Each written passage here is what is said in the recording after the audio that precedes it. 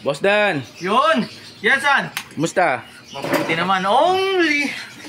Welcome kapakpaka. Again, this is your Kuya Dan only. Dito sa Dasimbunan, kwentuhang ibon at kung ano-ano pa.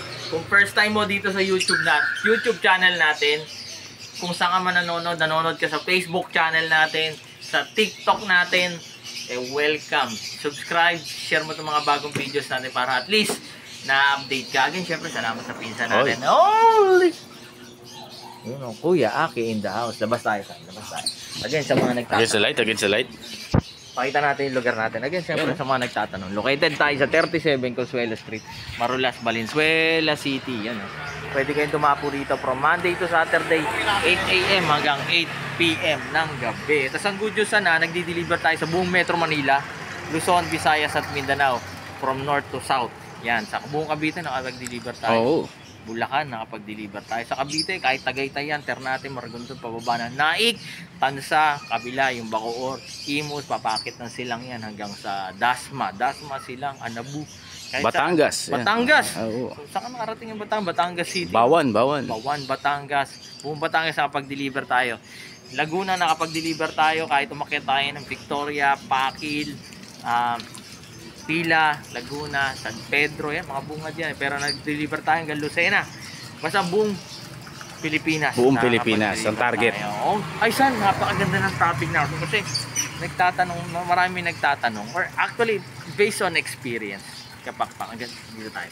Ano ba mga katanungan yan? Ang title na itong vlog natin, problema yan. Problema yan? Ano ba mga problema? Actually, title lang naman yun. Oo. Kasi, ang maganda kasing di-discuss natin, ano yung magagandang benefits na pwede mong makuha sa pag-aalaga ng mga ibon. Disclaimer lang sana, baka nakikita nila to. Itong mga ibon na to, kapakpak, disclaimer, nilagay lang natin sila dito kasi nag-aayos tayo ng cage. So later, ililipat ulit natin sila sa malaking cage. So walang nasaktan ng mga baby birds natin dito. Medyo masikip lang konti pero for 10 minutes lang, for video purposes, ililipat natin sila after. Gusto na ng mga kakatail natin sa dito natin. Display natin yan. Display dito. Gusto ko dito yan. So again, kapakpak, yan na nga. Habang maliwanag ba yung ano? Oo, maganda. Meron lumilipad sa akin. Oo, kasi ikaw ang hari ng ibon ngayon eh. Ito kakatail to sa no. So ano ba yung question natin, San? Problema, kuya. Problema. Oo. So ano yung mga ang bigat pwede or magagandang benefits na pwede lang makuha sa pag-aalaga ng ibon? So number one, ano yung kanina sinabi mo, San? Stress. Stress. So kung stress ka sa trabaho, stress ka sa school, stress ka sa pera, yun. Oo. Stress ka sa Meralco, sa mga bayarin, sa utang, stress ka sa buhay, ang pinakamaganda talaga na talagang stress reliever kung mahanap ka. Siyempre, iiwasan mo na, iba kasi nagyoyosi, Tama. mag-iinom, or maglalaro. Wala namang masama. Kaya lang kasi, siyempre nakakasira talaga ng health din yun. So actually hindi siya talaga stress reliever. Pinakamaganda na masasuggest natin itong pag-aalaga ng ibon. So pwede kang mag-alaga ng parakeet, pwede kang mag-alaga ng African lovebirds, o itong mga kakatail. Kasi sana imagine mo sa ang gandang stress reliever to kasi imagine mo every morning pag nagkakape ka or every hapon no, diba? Sasabayan mo ng kape tapos meron kang makikitang magandang kulay na mga ganito. Sino ba naman hindi ma-excite? Sino ba naman hindi matatanggalan ng stress? Tapos katabi mo yung magandang mong asawa. Wow. Yung mga ibon. Tapos ang pinakamagandang feeling talaga is yung nakapagpaitlog ka, nakapagpainakay ka ng mga ganito. Ang sarap ng feeling. Oo, tama.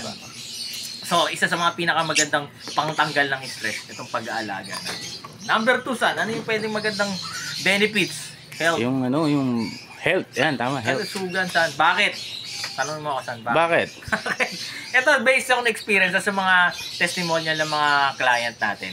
Sabi nila, every umaga daw or every morning, 5 AM or 6 AM gising na sila. So napakaganda rin ng exercise na ito. Nagpapakain sila, nagpapalit ng tubig, naglilinis sila ng kulungan. Imagine mo, San, umaga pa lang, gising ka na, bumabanat yung mga, nauunat yung mga joints mo. Oo, Kung hindi ka exercise ka na. nakakapag-exercise every morning.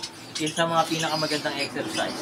Itong paglilinis ng ibon, pagpapakain. Tapos ang good news pa san, hindi na sila nagpupuyat kasi ang aga nila nagigising eh. So tulog ka agad nila, gabi pa lang. So ibig sabihin, ang ganda ng benefit sa kalusugan. Tapos ito pa, san, sabi ng mga asawa nilang babae, imbis or sa mga nag-iibot, imbis daw pambili ng yosi, imbis daw pambili ng alak, ano binibili san? Pagkain. Pagkain ng Oo, ibon. bird mix.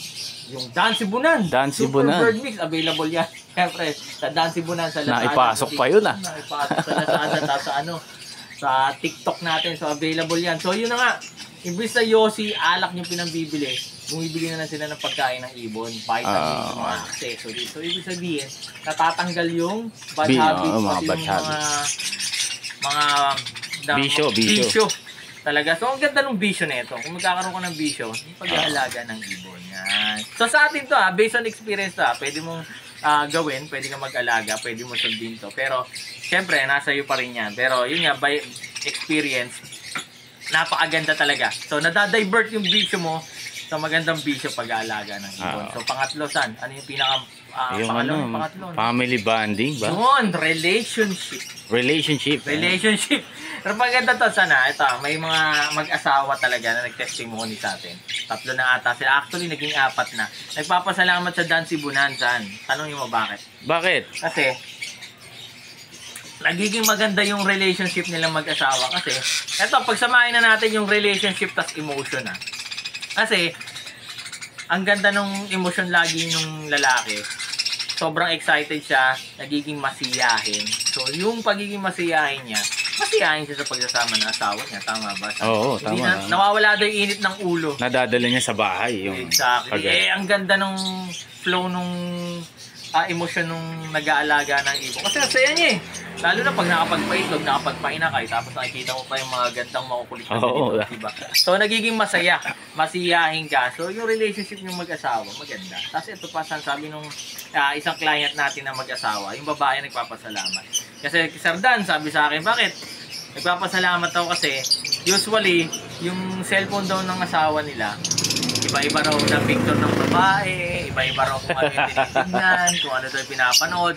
Pero nung simula doon na mag-ibon, puro ibon na lang daw yung... Ay, doon na nakatuon, no? Doon na nakatuon, tapos yung mga YouTube daw, mga YouTuber na pag-iibon, yun na lang daw yung mga pinapanood. Dati ba? Ano ba dati? Kung ano-ano. Ito, totoo to may porn na pinapanood, kung ano-ano picture daw ng mga babae na. Pero ngayon, puro ibon na daw yung nakikita niya sa cellphone. Diba? Kung ano-ano na daw dati. Pero ngayon, puro pag-iibon. Which is ang ganda para sa akin na na epekto ng pag-iibon. Tapos ito pa yung pangalawang magandang bonding na relationship. Yung magandang relationship ng parents sa mga anak nila. Bakit? Kasi may mga client ako na bumibili sa atin ng ibon na pinangre-regalo nila sa mga anak nila.